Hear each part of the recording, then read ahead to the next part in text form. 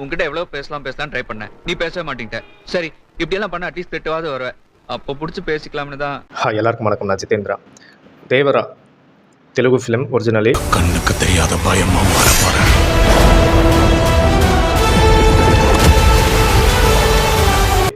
அதை வந்து pan India படமாக வந்து எல்லா மொழியிலையும் வந்து எடுக்கிறாங்க. ரிலீஸ் ஆக போகுது. அதோட ட்ரெய்லர் வந்து நேற்று ரிலீஸ் ஆகிருக்கு.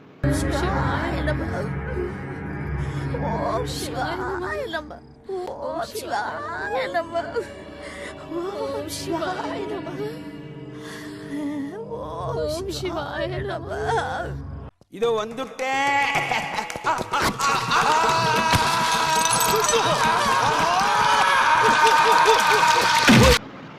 அவ அப்பா யாரும் தெரியுமா? இது இன்னைக்கு தொடங்கின சண்டை கிடையாது.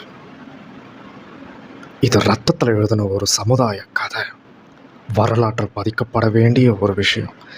இந்த மாதிரி ஹஸ்கியில் பேசி இன்னும் எத்தனை ட்ரெய்லர் தாங்க ஒப்பேற்றுவீங்க?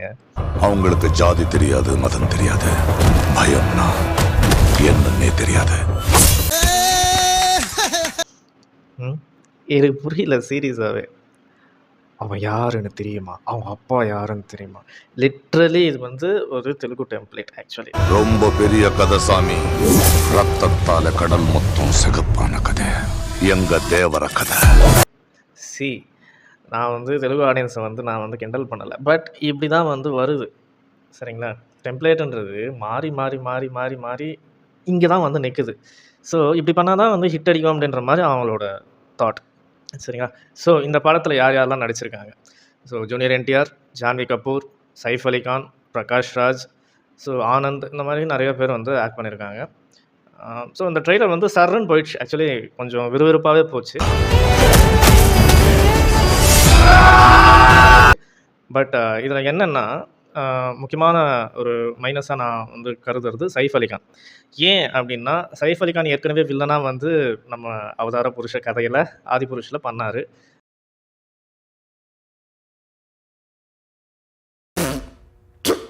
அது எந்த அளவுக்கு ஃப்ளாப்ன்றது எல்லாருக்குமே தெரியும். ஸோ சைஃப் அலி கானுக்கு வில்லனிசம் முதல்ல வரல. பட் இந்த படத்தில் பார்க்கும்போது அது வந்து கொஞ்சம் ஒர்க் அவுட் ஆகுமோன்ற மாதிரி தான் தோணுது எனக்கே. ஏன்னா சில இடங்கள்லாம் வந்து நல்லாவே ஸ்கோர் பண்ணியிருக்காரு. அவர் பார்க்கும்போது ரொம்ப யங்காக இருக்கார் சைஃப் ஆக்சுவலி. அவர் வந்து அவர் வயசுக்கு கொஞ்சம் பின்னாடி போயிட்டாருன்ற மாதிரி தான் சொல்லணும்.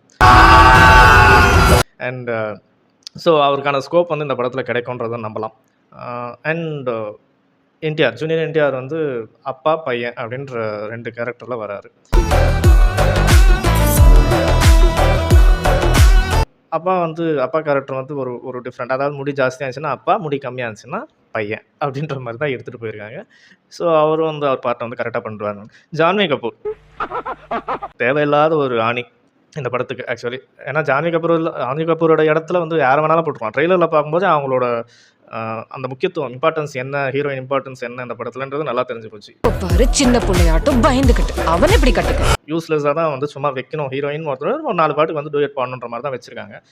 RRRல நீங்கள் ஆலியா பட்டை கூட்டின்னு வரீங்களா, இருங்க நாங்கள் வந்து தேவரால வந்து ஜான்வி கபூரை கூட்டின்னு வரோன்ற மாதிரி போட்டு கூட்டின்னு வந்த மாதிரி தான் இருக்குது. எனக்கு என்ன அப்படின்னா, இந்த தேவரா பார்ட் 1, இந்த பார்ட் 1 பார்ட் 2 மோகம் எப்போ போகும் அப்படின்றது எனக்கு புரியல. இதை ஸ்டார்ட் பண்ணி விட்டது ராஜமௌலி. பாகுபலியில் ஆரம்பிச்சு விட்டார். அதை பார்த்து கேஜிஎஃப் வந்துச்சு. ஸோ பிரபாஸுக்கு ஒரு பாகுபலி, கேஜிஎஃப், யாஷுக்கு ஒரு கேஜிஎஃப், அதுக்கப்புறம் அதை பார்த்து அல்லு அர்ஜுன் கிளம்புனார் புஷ்பா அப்படின்ட்டு. அதுக்கு நேஷனல் அவார்ட்லாம் வேறு கிடச்சிது. ஏன்னா அந்தளவுக்கு பெர்ஃபார்ம் பண்ணியிருந்தார் இல்லைங்களா அந்த படத்தில். ஸோ அதை பார்த்து தமிழில் அருண் விஜய் மாஃபியா சாப்டர் 1 பண்ணார். ஏங்க ஒரு கதையை நாங்கள் ஏங்க இன்னொரு வாட்டி பார்க்கணும்? நாங்கள் திருப்பி அதோட எக்ஸ்டெண்டட் கட்டை நாங்கள் ஏன் பார்க்கணும்? அப்போ உங்களுக்கு சொந்தமாக யோசிக்கவே தெரியாதா? நான் கேட்குறேன் எல்லா டைரக்டர்ஸையும் பார்த்து. இப்போது நான் சொல்கிறேன், I'm not judging the film. நான் தேவராவை ஜட்ஜ் பண்ணலை. என்னோட தாட்டை நான் உங்களுக்கு நான் என்ன நினைக்கிறேன்றது உங்களுக்கு என்னோட வியூஸை வந்து நான் ஷேர் பண்ணுறேன், அவ்வளோதான். ஏன்னா என்ன மாதிரியே நினைக்கக்கூடிய நிறைய பேர் இருப்பாங்க. அவங்களுக்கும் எனக்கும் சிங்க் ஆகும் இந்த விஷயத்தில். So that's why. இது ஆக்ஷன் மேடம். அனிருத்தோட மியூசிக், பேக்ரவுண்ட் மியூசிக் எஸ் நல்லா இருக்குது. வழக்கமாக அந்த டான் டான் டான் அந்த மாதிரி போடுவாங்க இல்லையா? ஸோ யூஸ்வலாக எல்லா படத்துலையும் வர மாதிரி அந்த ஹைப் ஏற்றுற ஒரு மியூசிக் த்ரூ அவுட் இருக்குது. அதை நம்மளால் பார்க்க முடியுது. ஸோ பேசிக்காக இந்த தேவரா கதை எப்படி இருக்கும் அப்படின்னு பார்த்தீங்கன்னா, பழைய கதைங்க. அப்படி தான் எனக்கு தோணுது. அப்பா வந்து ஒரு பெரிய தலைக்கட்டாக இருப்பார் ஒரு ஊரில். இப்போ சுறா படத்தில் எப்படி தளபதி இருக்கிறாரோ அவர் சொல்கிறது தான் கேட்பாங்க இல்லைங்களா? ஸோ அந்த மாதிரி ஒரு ஃபிஷர்மேன் ஸ்டோரி இது ஆக்சுவலி. ஒரு மீனவ குடும்பங்களோட கதை. இந்த மலை மேலே நீ சொல்கிறது தான் வாக்கு தேவரா. தேவராவை கொல்லணும்னா சரியான சமயம் மட்டும் இல்லை, சரியான ஆயுதமும் கிடைக்கணும். ஸோ அவர் சொல்கிறது தான் கேட்பாங்க. அப்படின்னும்போது அவரோட வளர்ச்சி பிடிக்காத கூடவே இருக்கிற சைஃப் அலி கான் எப்படி அவரை போட்டு தள்ளுறாரு துரோகத்தால் அப்படின்ற மாதிரி தான் எடுத்துகிட்டு போவாங்கன்னு I believe, I hope. So அவரோட பையன் வந்து ஒரு கோழையாக வந்து வாழ்க்கையை நகர்த்துறாரு. அதுக்கப்புறம் வந்து அவருக்கு இந்த மாதிரி பழைய அந்த எப்படி அவங்க அப்பா வந்து கொல்லப்பட்டார் அப்படின்றதெல்லாம் சொல்லி அவருக்கு வீரம் வந்து எப்படி பழி வாங்குறாரு, ரிவெஞ்ச் எடுக்கிறாரு அப்படின்றது தான் ஸ்டோரியாக இருக்குன்றது நான் நம்புகிறேன். அப்படி தான் ட்ரெய்லரில் அவங்க காமிக்கிறாங்க. ஸோ இதில் நிறைய விஷயம் என்னென்னா நான் நோட் பண்ணது டப்பிங். ஜான்வி கபூர் டப்பிங்காவது பரவாயில்ல, ஓகேங்களா. என்டிஆருக்கு அவரே டப் பண்ணியிருக்கிறாரு. அது எந்த அளவுக்கு, ஏன்னா கொண்டுபிடுவேன் அப்படின்னு அவர் அந்த ஸ்லாங் பேசும்போது எனக்கு பொழுகுன்னு சிரிப்பு வந்துச்சு. டீல கலந்துக்க போறியா என்ன? என்ன பேசுறானே கொண்டு போடுவாங்க என்ன? But I appreciate his effort.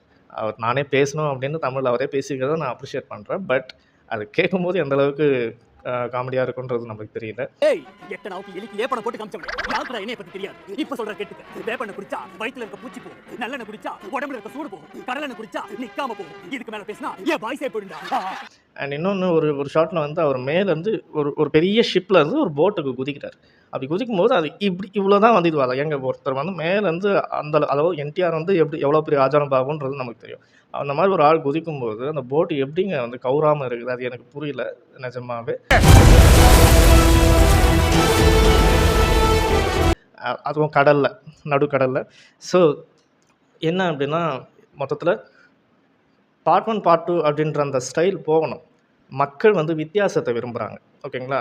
டிஃப்ரென்ஸை விரும்புகிறாங்க, சேஞ்ச், வெரைட்டியாக கேட்குறாங்க. ஒரு படம் ஆரம்பித்தாலே அந்த படத்தோட கதையே சொல்லிடுறாங்க ஒரு 5 நிமிஷத்தில். பார்த்தாலே தேட்டரில் என்ட்ரு ஆகிற ஒரு 5 நிமிஷத்துலேயே அந்த படத்தோட மொத்த கதையும் வந்து ஆடியன்ஸ் சொல்லிடுற அளவுக்கு smart, they are becoming smart. So அப்படி இருக்கும்போது நீங்கள் வந்து இந்த மாதிரி பழைய கதைங்களையே வந்து பார்ட் 1 பார்ட் 2 எடுக்கிற அளவுக்கு அது வேலிடான கதையும் கிடையாது. ஸோ அப்படி இருக்கும்போது ஏன் வந்து இந்த பார்ட் 1 பார்ட் 2 மோகன்றது எனக்கு தெரியல. அண்ட் இதை வந்து ஒரு பேன் இண்டியா ஃபிலிமாக வந்து எடுக்கிற அளவுக்கு ப்ரொடியூஸ் பண்ணி அதுக்கு அவ்வளோ காசு செலவு பண்ணி ஹைப் ஏற்றியே ஒரு படத்தை வந்து ஓட்டணும்னு தயவு செஞ்சு நினைக்காதீங்க. க்ரியேட்டிவிட்டி மூலமாகவும் ஆடியன்ஸை வந்து எந்தளவுக்கு எங்கேஜிங்காக நீங்கள் அந்த 3 மணி நேரம் வச்சுக்கிறீங்கன்றது மூலமாகவும் தான் ஒரு படம் ஹிட் ஆகுமே தவிர சும்மா வந்து ப்ரமோஷன் பண்ணுறதுனாலையோ பார்த்தியா என்டிஆர் நடிச்சிருக்காரு, ஜான்வி சைஃப் நடிச்சிருக்காங்க, அந்த மாதிரி ஹைப் ஏற்றியோ அதனால் மட்டுமே ஒரு படம் கண்டிப்பாக ஹிட் ஆகாதுன்றது நான் சொல்லி விரும்புகிறேன்.